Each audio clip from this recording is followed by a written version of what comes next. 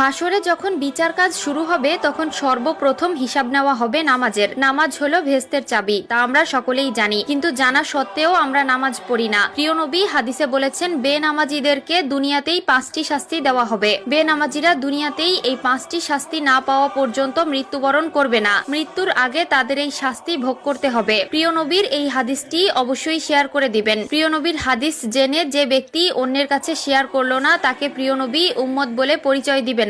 আমরা জানবো এবং অন্যকে জানাবো। এবং আপনি যদি প্রিয় নবীর উম্মত হয়ে থাকেন তাহলে অবশ্যই আলহামদুলিল্লাহ কমেন্ট করবেন। তো চলুন বেশি কথা না বলে শুরু করি আজকের ভিডিও। আজকে আমরা জানবো বেনামাজি ব্যক্তিদের দুনিয়াতে কোন 5টি শাস্তি দেওয়া হবে। বেনামাজি ব্যক্তির সর্বপ্রথম যে শাস্তি হলো সেটি হলো তার কোনো দোয়া কবুল হবে না। সে আল্লাহর কাছে যতই দোয়া করুক না কেন তার কোনো দোয়া আল্লাহর দরবারে কবুল হবে না। 2 নম্বরে যে শাস্তির কথা বলা হয়েছে তা হলো তার নেক কাজের কোনো বদলা দেওয়া হবে না। প্রিয় দর্শক, ধরুন আপনি কিছু পাওয়ার জন্য নেক আমল করলেন, কিন্তু আফসোসের বিষয় আপনি যদি বেনামাজি হয়ে থাকেন আপনার নেক কাজের কোনো ফল আপনি পাবেন না। 3 নম্বরে যে শাস্তির কথা বলা হয়েছে তা হলো চেহারা থেকে নেককারদের নূর উঠে যাবে। প্রিয় দর্শক, জন্মগতভাবেই আল্লাহ তাআলা কালো, সুন্দর, অসুন্দর সকলের চেহারায় একটি মায়াবী নূর দিয়েছেন, কিন্তু নামাজ না পড়ার কারণে তাদের চেহারা থেকে সেই নূর উঠে যায় এবং দেখতে